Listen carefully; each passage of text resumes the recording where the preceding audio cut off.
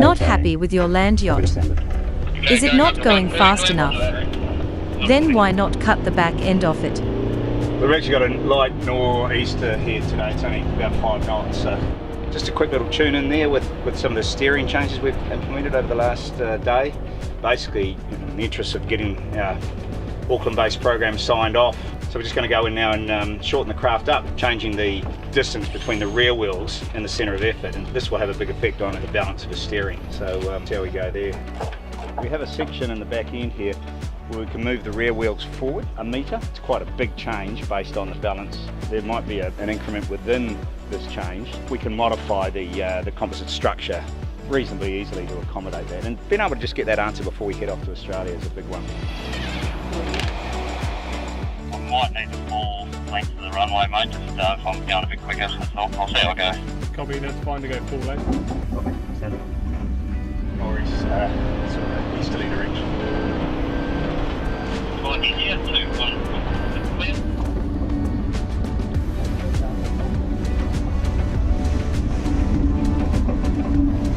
Really well balanced in this configuration. Just feels like you can just do whatever you want to do.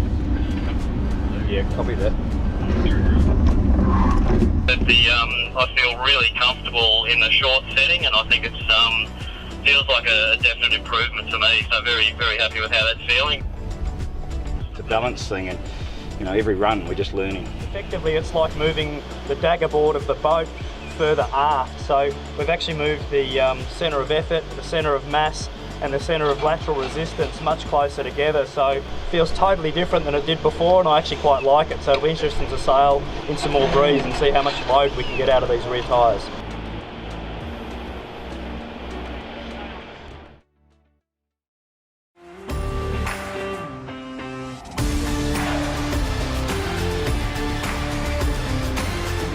This is The World on Water, May 27, 2022.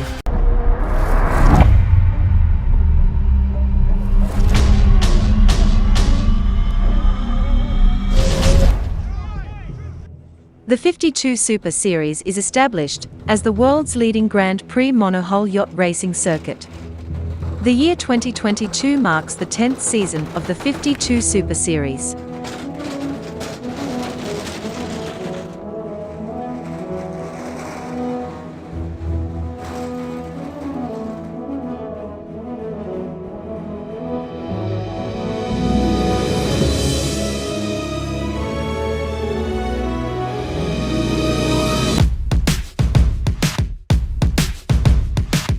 Well, we made it to a beautiful Bayona, a long winter, and this is the first time the 52 Super Series has ever been so far north and so far west in Spain. It's a totally different venue, all new to the 9 teams who are racing here at the Banca 52 Super Series Bayona Sailing Week. I'm sure that with the work of the club that is amazing and the work of the people here in Bayona, the sailors will be really comfortable and they will love the waters for sure. There's going to be incredible racing. Everybody has a chance to win races and it's going to be a lot of fun. We know that it's a very tough fleet and it's not going to be easy to repeat the results of last year.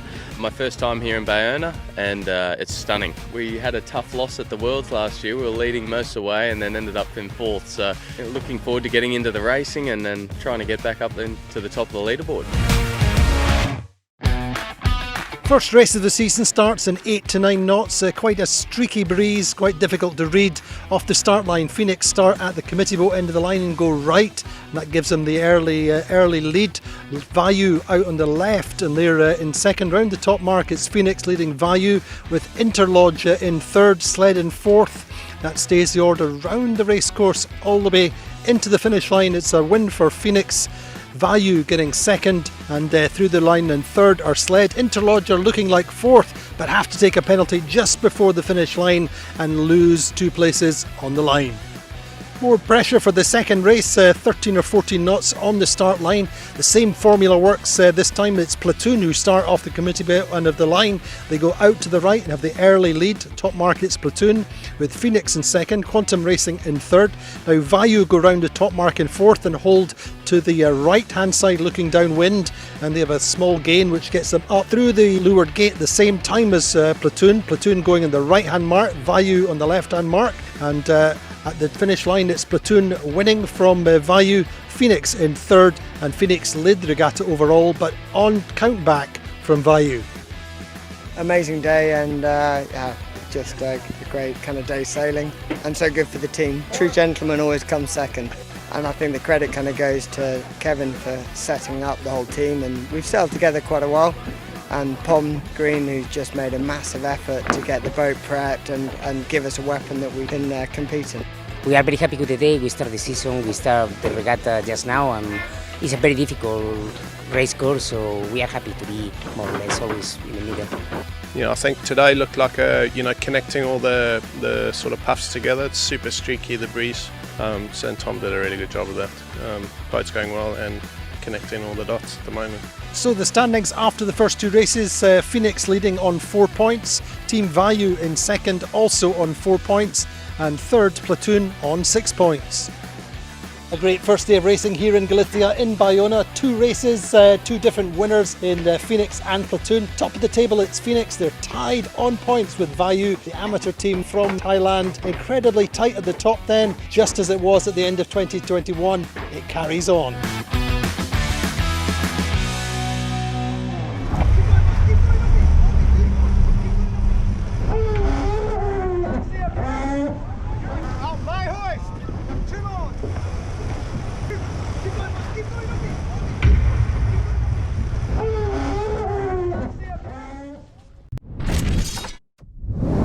After finishing at the bottom of the raking on day 1, Frédéric Jousset's golden hull TF35, Team SAIL FEAVER, helmed by Frenchman Loïck Peyron, turned their fortunes around on the second day of the Realstone Cup for Léman Hope taking place this weekend in Nyon. Yesterday we finished last, which means 7th on the ranking, which was not very nice. Today a bit more breeze, starts are not very good, but the first one of today was quite interesting. We are more or less all the time at the top of the B team or at the bottom of the A one.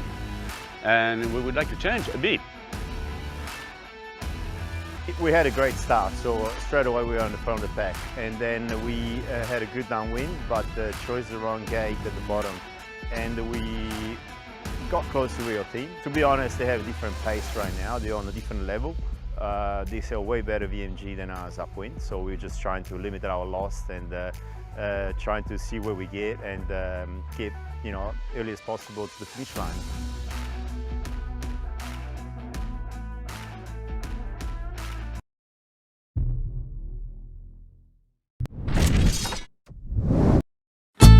After 3 very different races, Finland's Oskari Muhonen has taken the lead at the 2022 Finn Gold Cup at Fraglia Vela Malcesine on Lake Garda, Italy. He won 2 more races to take a 3-point lead from Pieter-Jan Postma from the Netherlands. Austria's Florian Raudaschl won the second race and moves up to 3rd overall.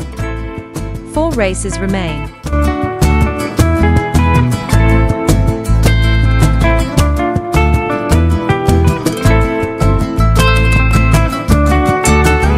Yeah, today was we started off with pretty weak breeze or wind, pretty tricky the first 2 and then afterwards the breeze built in and the racing was actually the 3rd one was really good, solid like maybe 10 to 12 knots.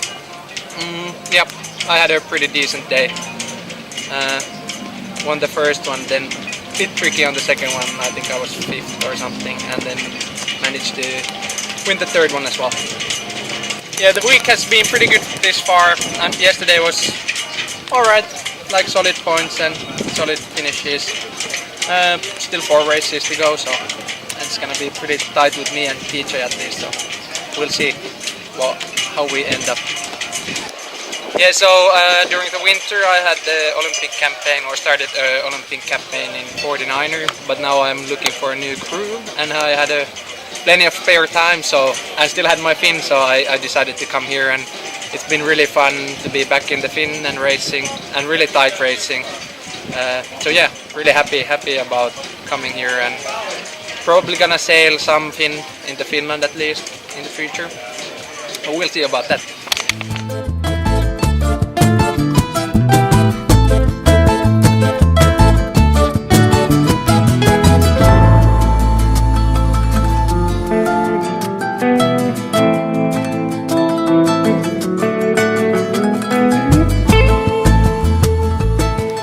racing was great. We were having a laugh because the race committee kept us waiting, but they exactly knew why they kept us waiting, and the day started difficult, but I managed to have 3 races, which were okay. To be honest, nothing. It was just a holiday for me here, and of course I went to the gym again, put on some weight, but I see it as holiday and I really enjoy it. It's good fun, and that's it.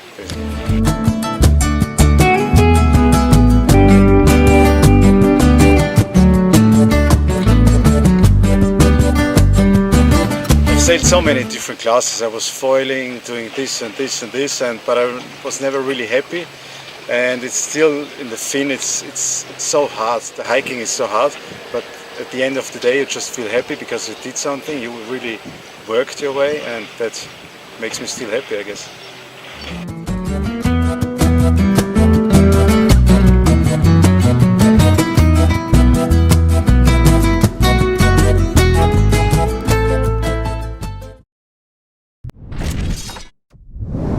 There are not many people more experienced in the America's Cup world of foil design than Nat Shaver. A new recruit for Ineos Britannia's 37th America's Cup campaign, Nat brings with him a huge amount of experience from 5 previous Cup campaigns. I'm Nat Shaver and I'm a foil designer for Ineos Britannia. I grew up in Massachusetts in the US, started sailing right after I was born with my family. My grandfather was a big sailor. In that part of the world, America's Cup is obviously a big thing. From when you're a little kid, 6 years old, and you're opti, you're dreaming about the America's Cup. And I was lucky enough to eventually get to work in it. I did aerospace engineering in university and was lucky enough to start interning at a yacht design company in my last year of school, and was in the right place at the right time to work a bit on the America's Cup when Oracle came to San Diego to do some testing, and I've been in it since then. I was lucky enough to be part of Team New Zealand during the lead up to the 2013 Cup, when we did a whole lot of development of foiling and invented a new way that boats could race around the course. The development of foiling that we worked on for the America's Cup was one of the most exciting and creative parts of my life. We as a team got to try a whole lot of different concepts really quickly in a great environment. And I think the lesson from that campaign is don't take the foot off the gas. I think you need to make sure your development goes until the end of the very last race of the match. That was really the beginning of the focus on foils and on foil design for me. And since then it's become progressively more and more a focus in my work.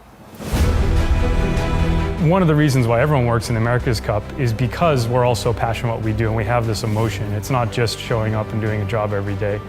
So being able to see the boats on the water and seeing the ups and downs of what happens on the race course is a really important part of the experience for everyone and is a real motivator. So at American Magic, when we had that crash and the team came together to get back on the water, was just one of the many great things about being part of an America's Cup team.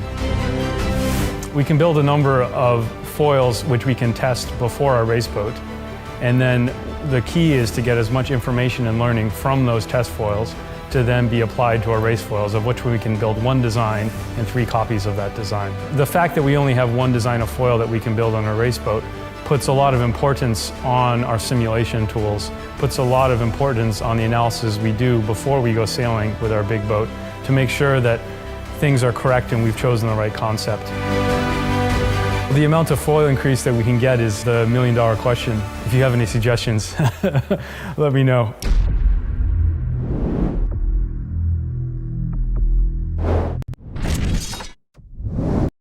The team, which will be called Guide Environment Team Europe, will be sailing on Benjamin's Imoca. If it looks familiar, it might be because it used to be 11th Hour Racing's Alakai, which featured in last year's The Ocean Race Europe. We are very happy to begin this story with this boat and with the crew team, with the offshore Team Germany team. And I think that is a learning for all, and we like to learn, so it's a great beginning of story. I have met the team, the offshore Team Germany during the Ocean Race Europe for my first experience with the crew last year. It was a great experience. Yeah, I mean, it's already a year ago, but it's still very present. I would call myself, or probably the team, still a newcomer. But yeah, it was a very overwhelming race and very surprising that we finished so successful. So I'm super motivated and keen to get the chance to prove that again in the big one, in the ocean race around the world. Just to be in the ocean race is something special in the first place. This is amazing. And this is what is driving us.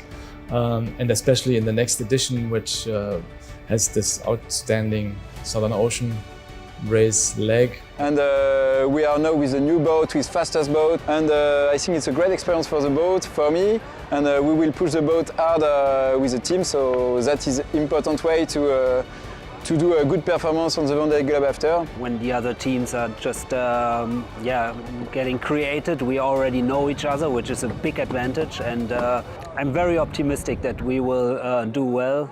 We had the philosophy of bringing different sailors with different background together and merge the skills and bring that to a very strong all-round unit. And I think we proved well in the Ocean Race Europe, and yeah, we want to keep this team for the big race. Well, we have been working on the start for the ocean race for 7 years now, and I can let you know that we didn't work that hard to stop now. Working for our goal, to be at the start line in Alicante next year.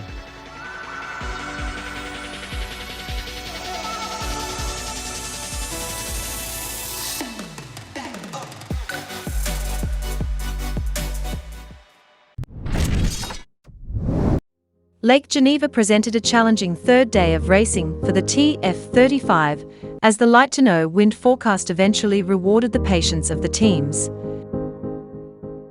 So today we had a very light wind. It was tricky and shifty. We managed good the race to finish first. Now we are just 2 points from the leader.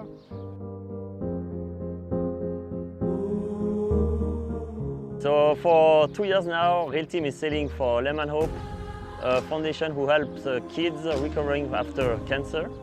And today we have a great opportunity to make 15 kids fly on our TF35.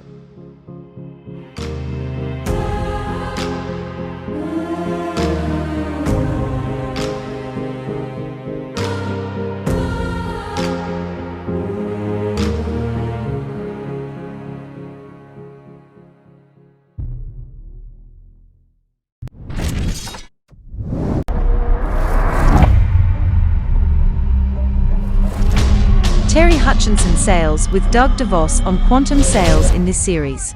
Phoenix is leading the racing from Quantum, but there is a long way to go. It's of course the 10th anniversary season for the 52 Super Series. Way back in 2012 we started with just 5 boats. We've got a super competitive fleet of 9 boats. We saw Vayu, the Thai team, in second yesterday, 2 second places, Phoenix leading. More breeze today, sea breeze in the afternoon, up to 15 or 16 knots. It will be full on. Yeah, it's a little bit of a different day. We've got high pressure offshore, and as the land heats up over Spain, we'll get a little heat low and we'll get really good acceleration. So we're going to start out probably hoisting the main in 10-12 knots, but by this afternoon 18 to 20 I think. We love it. Yeah, we like a bit of a breeze up day, and we did a bit of training in Valencia in some good breeze and full of confidence. Happy to go. We're having to fix some parts of the forestall that unfortunately broken yesterday, but hopefully we can make the first race today. So second day, first race of the day, Interlodge lead off the right end of the line. Breeze is about 15 to 17 knots. The right shift up the first beat, and Interlodge on the right side of that with Sled and Allegra. Top mark is Interlodge leading. Breeze shifts back to the left on the upwind second time up. Quantum Racing gain a little bit on the left. Phoenix get back up to 4th. They were way back in the early part of the race, but on this left shift, Phoenix get right back up to 4th. Quantum Racing gain on the left side too to lead the race. And through the finish line, it's Quantum Racing getting the win. Phoenix just getting through Interlodge, coming into the approach to the finish line to get 3rd, and Platoon are 2nd.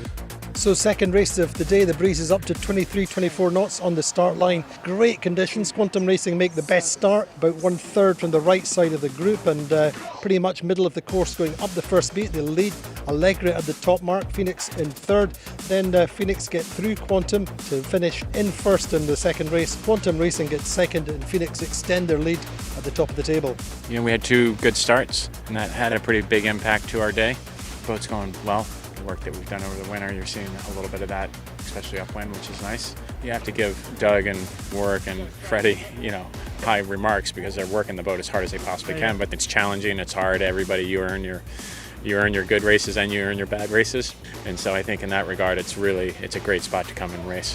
The first race, we a little bit of a get out of jail free card on that one. We certainly got the first half of the race very wrong, but we got the second half very right and managed to sneak back to a third, which was awesome. And then had a really awesome race in that last one. Boat was going really well, loved the breeze, and once we got in the lead, we sort of managed to get away from everybody. We're confident in each other that, you know, we're happy with our crew work and everything. So, you know, right now we know that we've got 3 very difficult, probably light air days coming up, which in this fleet can be really tough yachting. So a long way to go. After 4 races in Bayona, Phoenix lead on 8 points. Second are Quantum Racing on 12. Platoon in third, also on 12. Second day's racing, really top-notch conditions, 23 knots in that second race. 2 different winners, Quantum Racing winning the first race, Phoenix the second race, and extending at the top of the table, but everybody just loving the sailing here in Galatea.